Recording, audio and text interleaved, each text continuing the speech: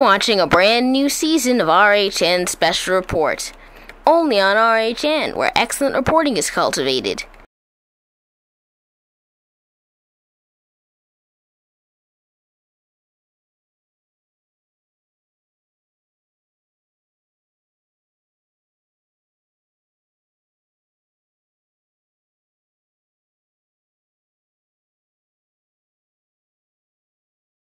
Everyone, and welcome to the season premiere of RHN Special Report.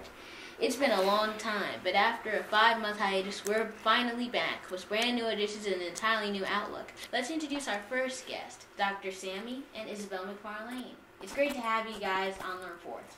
Thank you. Thank you.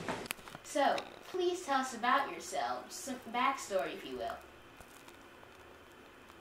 Okay, I am a doctor of medicine, and I'm a doctor for 33 years.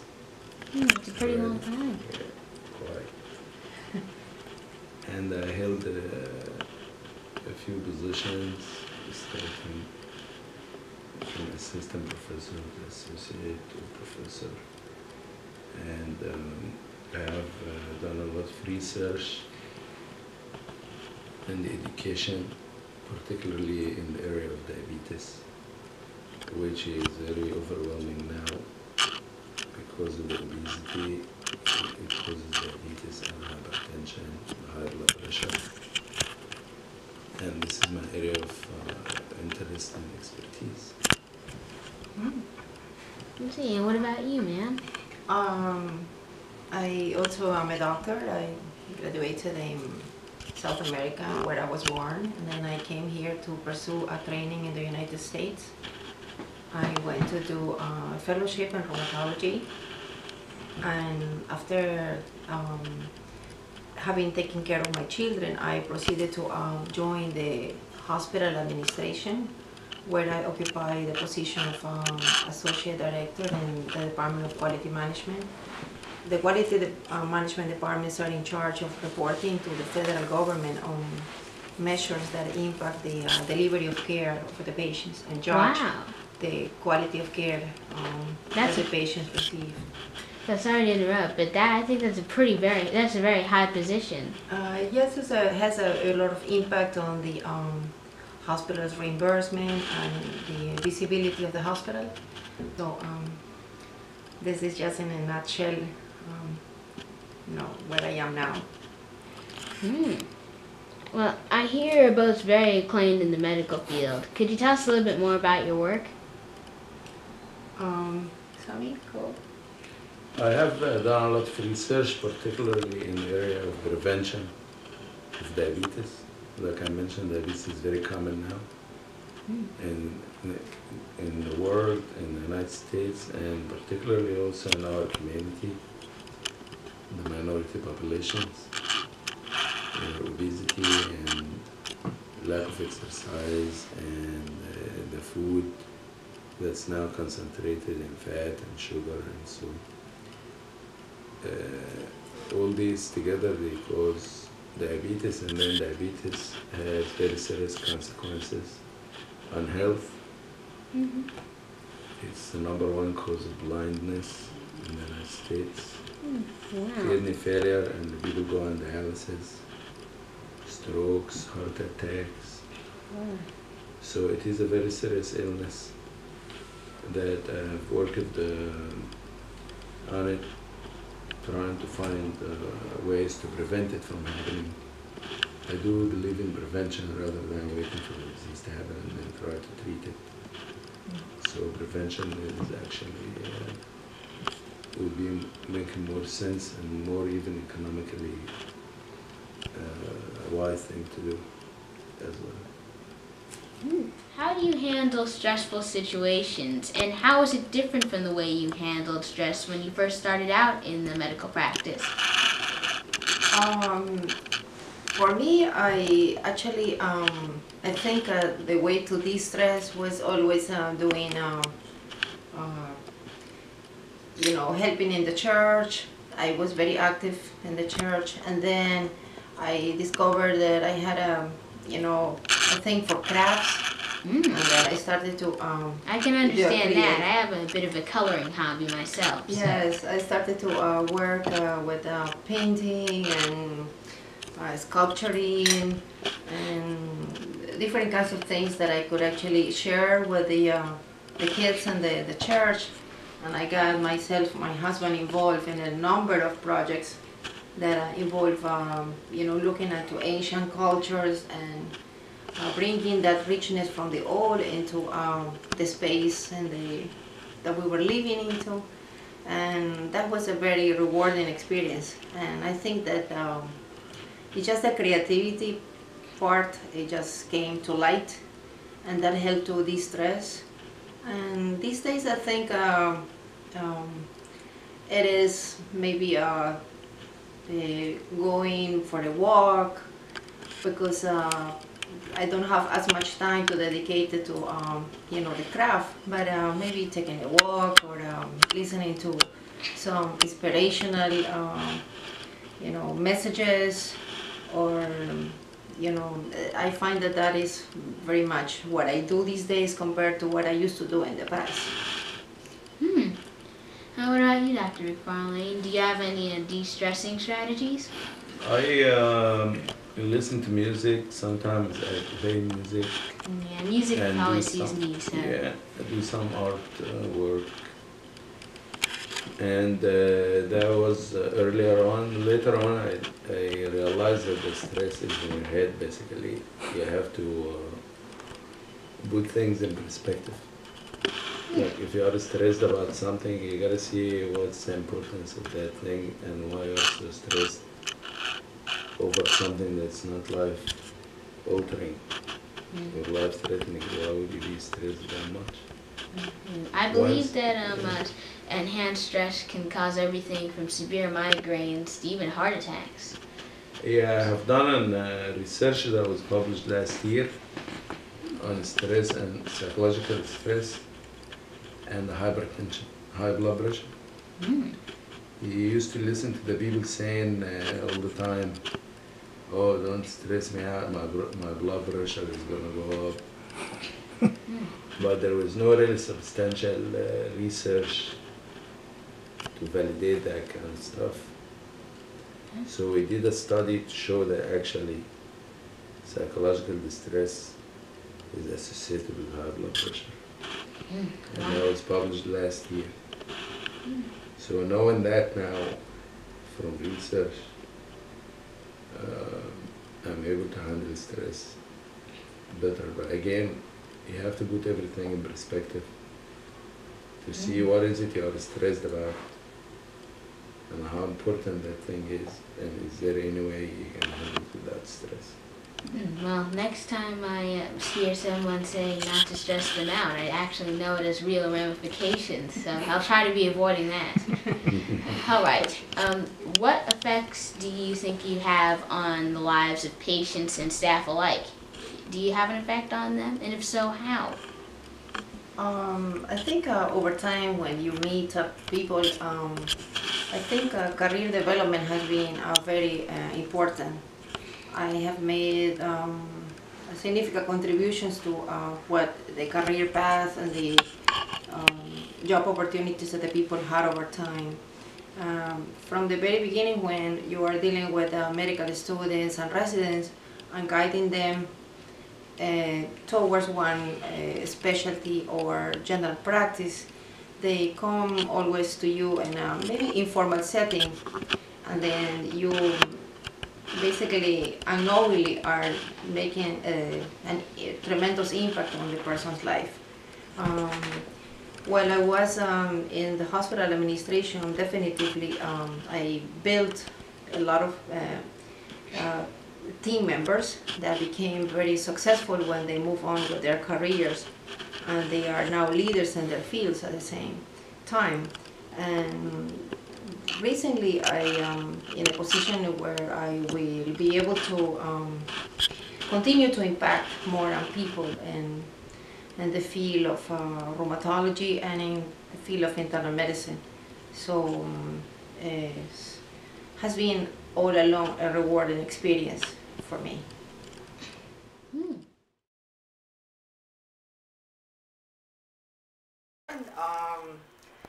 There is a number of requirements that the states and the hospitals require for you to prove that you have your skills current. So it is part of the mandatory requirements that in order to keep your privileges. So every year you are to complete 100 credits hours of education in the field. So that is achieved via an educational venues that are available at the university, or you can attend meetings, congress, national meetings where really the knowledge is given in an educational way. It is to say that there are learning objectives, and then there are a set of questions at the end that you have to respond that will be an attestation of the knowledge that you acquire. Also, the American Board of Internal Medicine has some modules in order to support the physicians to have. So then that is part of the mandatory requirements, and actually helps the physicians to keep the knowledge current. But we receive on a weekly basis really journals from the American Medical Association, from the Annals, the New England Journal, that is basically bringing a flow of new information, breakthrough discoveries, and new uses of medications that we already know. So what is called the repositioning. So maybe there was a medication that we used in the past for, let's say headache, and now we have discovered that this medication also has an impact on some other part of the body. So there is new medication. The pharmaceutical companies are really developing a lot of new drugs. So all that is brought basically through the journals. So that's how I keep myself updated. What do you do to keep your skills current? And there are traditional ways of doing this, which is studying, reading the periodicals, the journals that come, and attending conferences that are concentrated on certain subjects. But for me personally, I find a very effective way, which is teaching. Because when you teach, you have to be really up to date on the subject in order to be an effective teacher. So you'll wind up reading a lot and understanding the subject very well to be able to convey the information. Besides teaching, also research. When you do research in the subject, you really have to know very well on it. So I find teaching and research, beside the other ways that everyone uses, which is reading and attending conferences and attending lectures, etc. I find, again, teaching and research is a very effective way to keep yourself current in the field. Final question is, what do you think is your biggest achievement? And what effect would you like to have on your field? What legacy would you like to leave, essentially? The biggest achievement in the field and professionally? Well, what's your biggest achievement in the field? I think that you have to feel yourself satisfied as a person first before you can really think of the professional way, because in essence, a doctor is still a human. So as a human, you have to feel yourself fulfilled. Besides work, you have to understand that there are other spheres in life, such as your family, the society that you live, and also the connection with the a higher being that we know that we all can feel inside us in different ways according to the different religions, but you know that there is something that transcends the humanity in us. So feeling fulfilled first as a person, it is for me utmost important. It's more important than anything else. But in a professional way, I think that impacting other people's lives and making a change in their what is going to be their career choices, that has been really something that brought me a lot of satisfaction. And overall, I think as the legacy is, as they say, when you are gone, you want the people to remember what the goodness that you left for them. That's the only thing the people will remember. They remember how you treated them, what impact you left on them. I think that will be, I am always very aware that kindness and perseverance is something that I try to impart in others, and make sure that the people can feel that I really do care for them, and that is for me the legacy that I want to leave. That they will always remember that I made an impact in their lives, and then I treated them kindly. A great legacy to have. What about you, Dr. Sammy?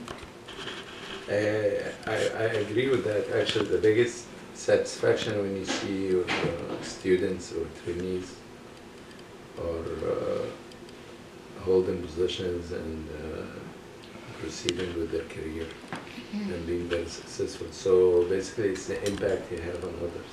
See, I guess I assume that teaching dozens of medical students and trainees every year, you must really have a big impact on their lives, because you give them the know-how. Medicine is transmitted by traditions and by knowledge, because you can also go and read a book, but that's not how medicine is transmitted from one generation to another. The way they see you talking to a patient, the way they see you conducting yourself, the way they see you handling difficult situations, emergencies, etc., it will impact them. I have been impacted by my professors in certain ways, and I would like to see also an impact on my students and keep the traditions of good medicine alive. Well, as I always like to say, what goes around comes around. It's not like a boomerang. Right. If you treat somebody kindly, they're more likely to treat you kindly Right. than if you treat them disrespectfully. Well, people will might not remember what you said, what you do, but they will certainly remember how you made them feel. True. Actions and feelings sometimes speak way louder than words. Right. Well, thank you for tackling all these big issues with me, and thank you for appearing on the special report. It's been a good time. Thank you for having us. Thank you. All of you at home, thanks for joining us tonight. I'm Neillan Baptiste, and we'll see you next time. Have a good one. It's a brand new season of RHN Special Report. Starts today, only on RHN. Exploring photos of the International Center of Photography. That's next time on the Weekday Report. You're watching RHN, the Reino Hornson Network, where Reno was cultivated.